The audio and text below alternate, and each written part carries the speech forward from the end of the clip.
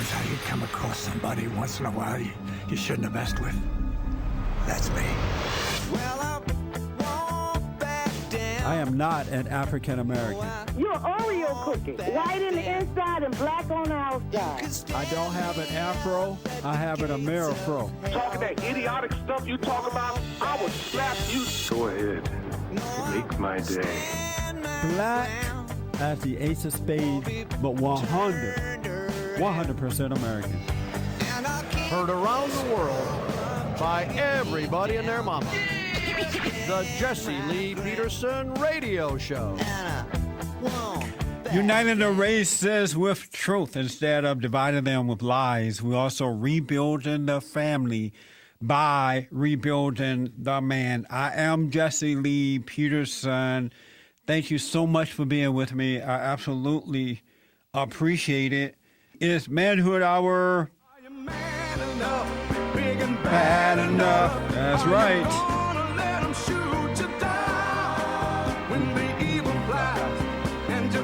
We're the men.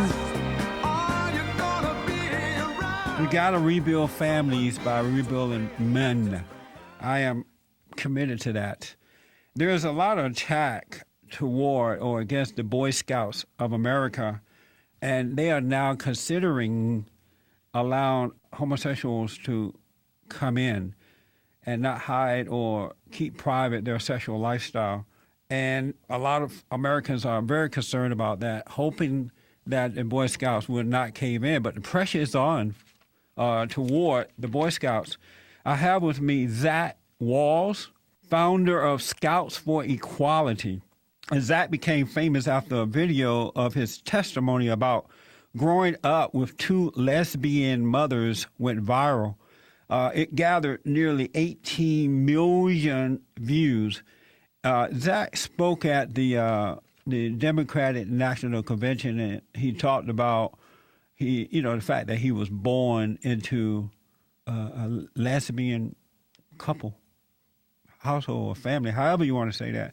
And the people loved it there at the Democratic National Convention.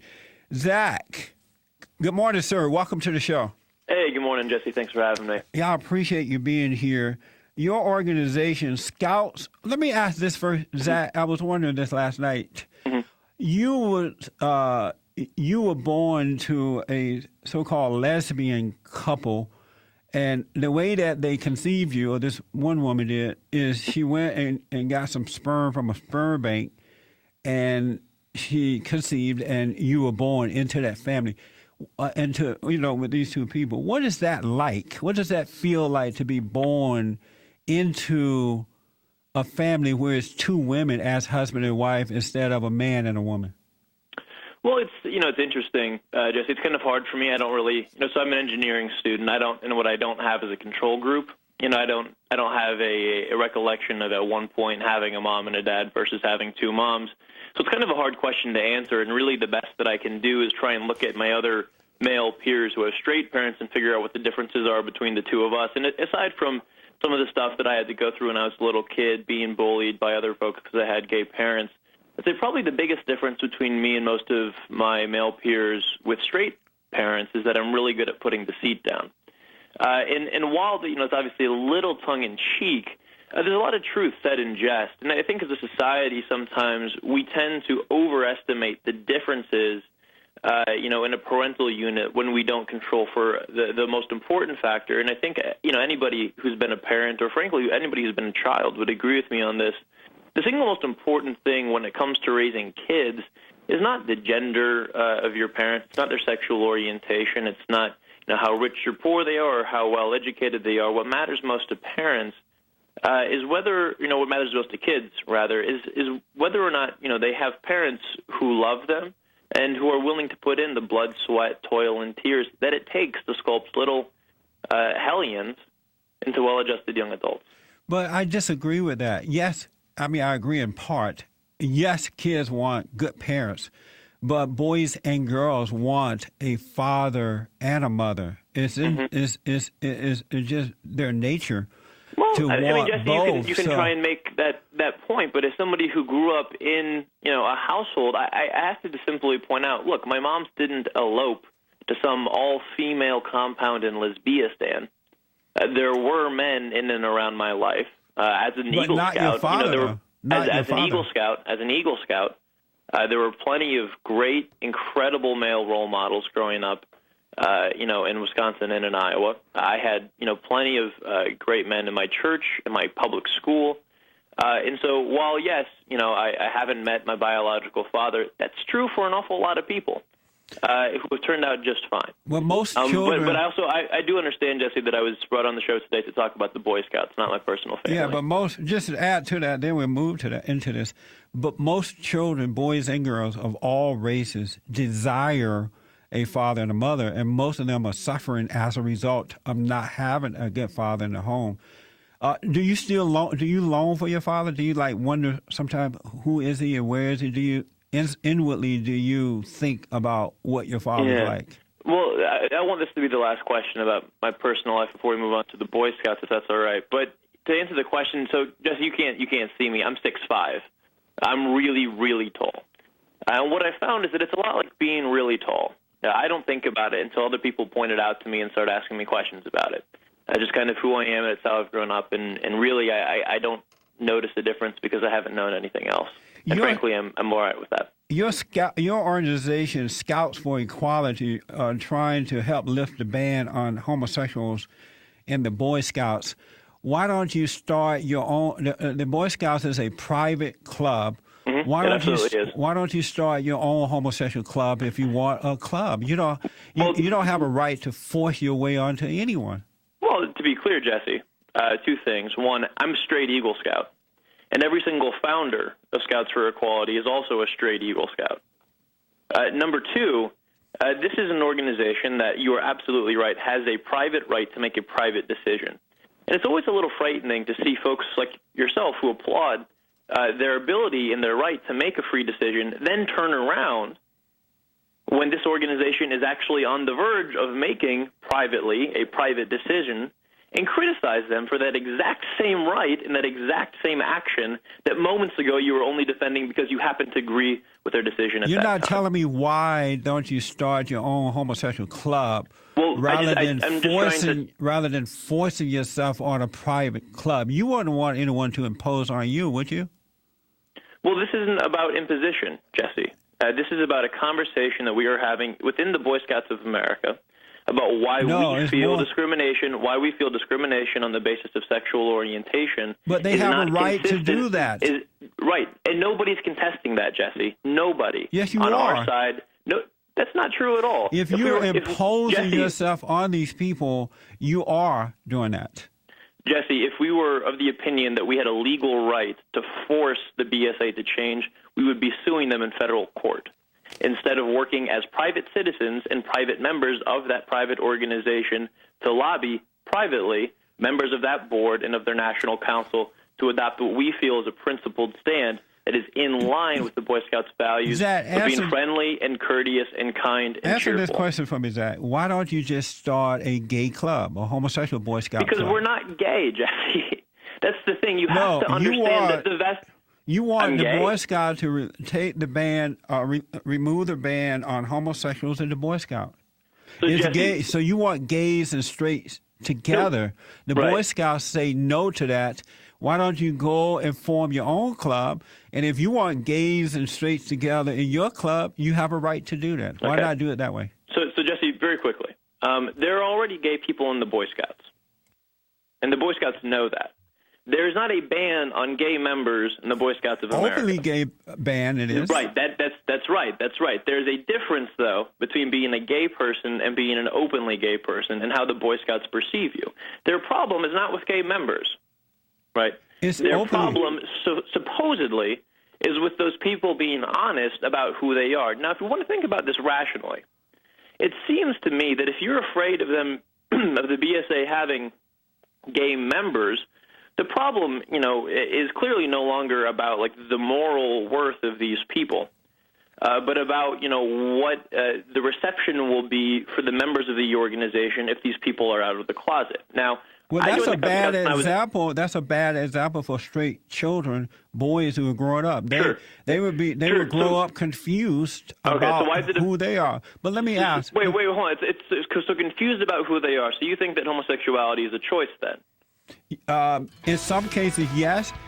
In some cases, due to trauma from the mothers. So you think that homosexuality only ever occurs as a result either of trauma or of somebody choosing to wish a quote-unquote deviant lifestyle? Zach, you were scheduled for a short segment. Can you hold for one more segment?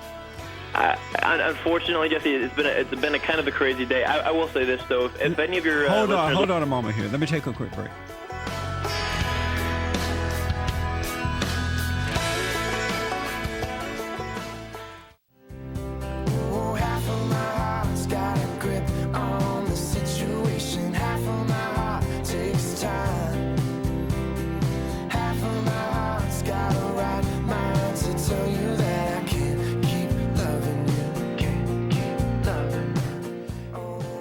I'm looking at the Boy Scouts motto, and besides promise to do right toward God, physically strong, they promise to be morally straight. And there are people out there who are trying to force them to break that promise. I'm talking to Zach Wahls, founder of the Scout for Equality, and his organization are trying to lift the ban on homosexuals in the Boy Scouts. Zach, let me ask this. The Boy Scouts, they go on camping trips and things like that at times, right? And they stay overnight in tents and things like that. The Girl Scout, they do the same thing. Would you want, let's say with the Girl Scouts, would you want a boy and a girl to sleep in the same tent at night while out on a camping trip? So 2 quick points, Jesse. First, as an Eagle Scout, and no, answer that first. And just answer that first. I'll answer in just a second. Because Zach, answer that question. You wasted time. Answer that question first. Would you want a boy and a girl on a Girl Scout camping trip to sleep in the same tent at night? So Jesse, that already happens in the Boy Scouts of America through what's called the Venture program. I asked you, would you want that for boys and girls? Yes or no? Jesse, I'm telling you, it already happens, and it's fine. That's not what I asked. Okay, Jesse, it happens, and it's okay. It's okay. It's okay. So it's okay for you. Jesse, it's okay for boys and girls to sleep in the same tent. Jesse, in the Venture Crew program. So in the Venture Crew. Hey, Zach, hold on. Why don't you have concern that the boy and the girl may end up having sex together as little kids in a tent? Why is there no concern for that? One, there are already very strict guidelines in place that say that can't happen, that's a very strong violation of the laws of the program. And two, the Boy Scouts of America has a program called the Venture program, which is about high adventures. It's a co-ed program. You can join the program when you're 13, and you have to graduate out when you're 18. So this is already happening in places all over the country. And when I hear you ask a question like that, what that tells me is that you're just not very informed about what the Boy Scouts of America actually do, which is why in your lead-in you're conflating this idea of morally straight as being heterosexual. That phrase, morally straight, was coined in the early 1900s, 60 years before the phrase straight became a colloquialism for heterosexual. They had gay people around then. So clearly, this isn't about the Boy Scouts for you. What this is about is the problem that you have with parents like mine. No, it's about homosexuals imposing their lifestyle upon heterosexuals. Right. That's wrong. But Jesse, I'm not a homosexual. None of the people I'm working with are. Your parents are, and your organization is. So that's not true. Is. Jesse, I just told you every single member of my organization is a straight Eagle Scout. But you are pushing the gay lifestyle. That's not true, Jesse. Let me ask this, Zach. Why don't you have concern for the straight children, boys, who would have to sleep in the same tent as these homosexual boys? Why would you want to put that type of pressure upon other straight children? So one, speaking as somebody who knows a lot of gay people, just because somebody is gay doesn't mean they're trying to sleep with you. And two, speaking as an Eagle Scout who spent more than a decade in this program, the kids who are in the program are your brothers. They're people who you spend a lot of time with, who you serve your country, who you serve God, who you serve your community with. They're people who you grow, you learn, you develop with. These people are not sexual at all. But they are your brothers. Homosexuality is about sexual attraction to the same sex. Sure, so but you're gonna have these little boys. You're gonna have. They're not their brothers. They're not brothers. But we are a fraternity. No, we love each other in the same way that people who grow up together do. No, they're Jesse, still. were you ever an Eagle Scout? They're still not brothers, Zach. They're not Jesse, brothers. were you an Eagle Scout? I don't have to be an Eagle Scout so to then you Eagle don't Scout to understand know the that. organization. I do understand. I understand human nature, and I know that homosexuality is not about love, it's not about family, it's not about civil rights, it's about sex, Zach. Okay, Jesse, you might try and tell me that my parents don't love each other, but speaking as somebody who watched one of my parents wither away on an emergency room table and the other sob herself to sleep because there was nothing she could do because the law told her that she didn't love her partner and had no legal rights. Jesse, they love each other based they on do love each other, the wrong and you were just type trying of love. To tell me that there wasn't any love in their relationship. They have the wrong type of love for one another. It's based on false emotion. It's not based on real love. It's based on Jesse, my mom a actually fallen nature. Jesse, my mom is actually sitting right here, and if you want to try and tell her that she doesn't actually love her partner, it's certainly a prerogative. I'll be happy to tell her that, but hold on. Someone want to ask you a quick question. Let's go to the Bible, go to God of Los Angeles. Yes, Jesse. I'd like to speak to your guest. Go ahead. Now, go ahead. Yes. Right what they're doing with the Boy Scouts is the same thing that the homosexuals did with the Catholic priesthood. They get in there, they worm their way in there. They're very devious people. They lie all the time. This guy right here, don't trust him at all. The so-called heterosexuals who are fighting for homosexual rights, they're as devious. They've learned how to be as devious as the homosexuals themselves. You notice that the priest didn't get in trouble by having homosexual sex with other males their same age. They went after the kids. And that's the same thing they're going to do with the Scouts. They're setting you up to believe that, it's all about brotherhood and all this stuff, and they know it's those sexual predators on the kids. Homosexuals as a group, there's a huge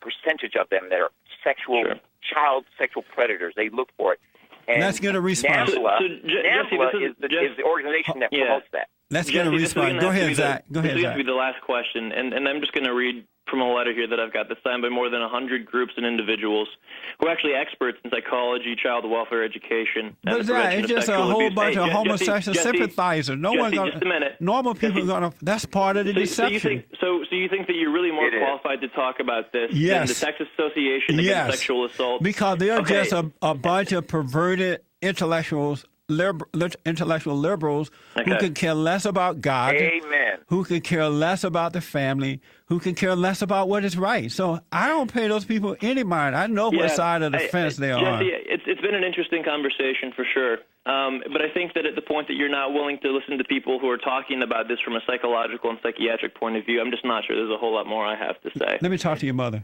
No, it's all right. Thank you very much. You asked me to speak to your mother. Zach is gone. He should not have done that. Another one bites the dust.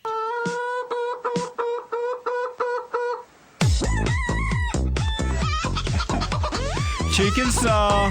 He asked me to speak to his mother.